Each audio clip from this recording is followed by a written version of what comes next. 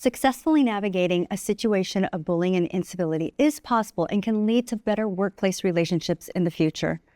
Knowing the steps to navigate the situation will help individuals to respond effectively to create positive outcomes. First, you need to recognize signs you've been impacted. Many behaviors cause different responses depending on the individual, due to past experiences, cultural norms, and perceptions of intent. For instance, if you found out that you weren't invited to an important meeting, would you feel any distress?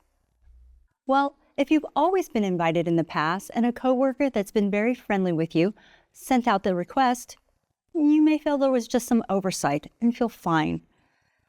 But if the coworker sending out the meeting request has been confrontational and has done it several times before, you may feel they are segregating you intentionally, which may cause a stress response. So it's not as important to look at specific events, but to notice when you are exhibiting a stress response. Once you realize you're having a stress response, label it. This will help you be more objective by lessening the effect of disrupted hormones and neurotransmitters. You may tell yourself, based on not being invited to an important meeting, I feel my heart beating faster, I feel nauseous, and I feel frustration. Being able to clearly state what happened factually, the body's physiological response, and your resulting feelings is important. After recognizing and labeling, take time to evaluate the situation. Are you having a stress response because of other factors, such as a looming deadline making you more sensitive to feeling stress? Or are you feeling stress response based on the other party's actions? In either case, you need to address the situation. It's important to note here that in the example, I didn't state that my coworker didn't invite me. It might have been a computer glitch. That information isn't clear.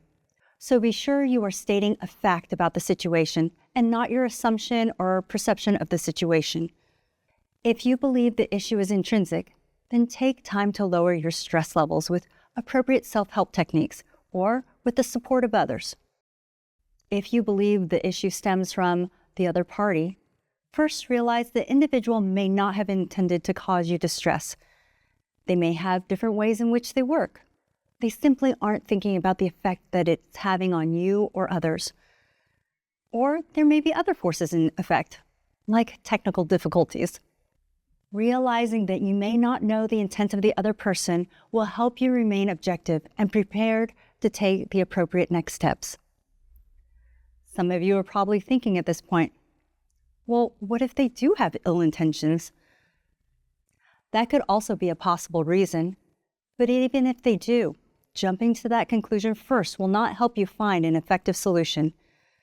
Keeping an open mind will help you manage the physiological changes affecting your objectivity and the situation. It's important at this point to address your feelings of perceived bullying or incivility behaviors. If you're having a stress response because of the actions of another person, do not ignore the situation. Your stress response may become more intense, so addressing the issue quickly is important to successfully navigating the situation. That said, try to address the situation with the most straightforward solution you feel comfortable with first. If you feel comfortable, reach out to the other party and be genuinely curious. Ask questions. Did they know you weren't invited? Was there a reason they didn't invite you? Remember, you don't know exactly what happened or their intent. And try not to use why questions. Psychologically, why questions put people on the defensive. Try asking how and what questions instead. You may feel like you'd like to talk to your manager, a mentor, coach, or someone from human resources before speaking with the individual. That can be a good course of action. Just be cautious that you're not creating a larger problem with coworkers if you reach out to them for advice. Keeping the issue confidential is important to respecting the rights of the other party. Again, keep in mind, you aren't completely aware of the intent of the other person or the facts of the situation. If the situation was reversed, you'd appreciate the confidentiality. It's everyone's role to create a positive workplace culture. Discussing the other party's perceived behavior to team members could cause a negative workplace culture and should be avoided. If you don't feel comfortable speaking with the other party, reach out to a manager, leader, or human resource professional. Rely on provided resource materials and find the right people to reach out to. They can help you with appropriate next steps. Now, with this step, many of you probably think reporting an issue of bullying and incivility doesn't do any good.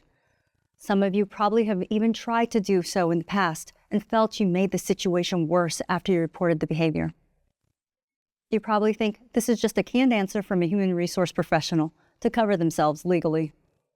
And with so many instances where it hasn't gone well for the target, I can understand your thoughts and feelings on the subject. But I can tell you it can and it does work. I've experienced it personally. The key to reporting is to remain objective and try to always think of the win-win solution for everyone involved. An organization will try to do what's best for the majority. So if you align yourself to their goals, they'll be on your side and you can find a solution together that works for you as well. You may have heard the need to record events to create documentation of a developing situation.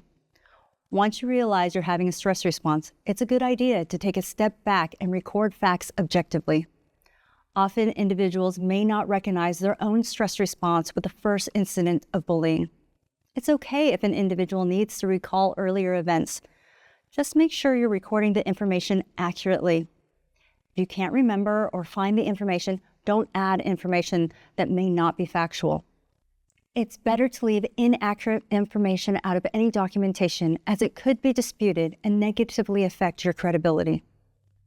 To document events objectively, creating a matrix is an effective way to organize the information for analysis, for you or for those that you raise concerns to.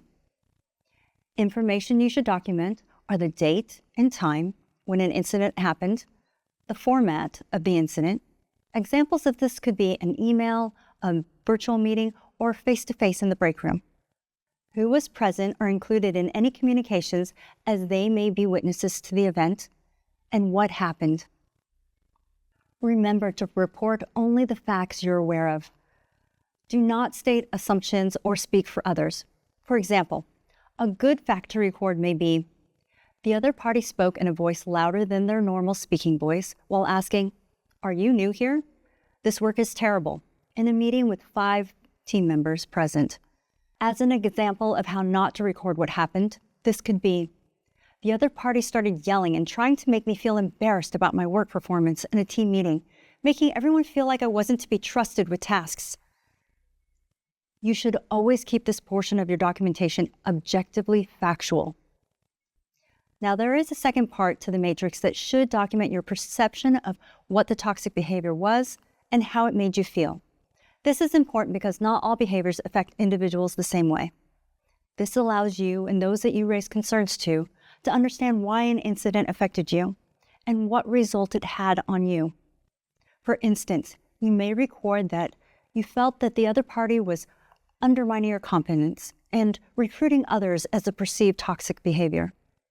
This left you feeling embarrassed, confused, and isolated.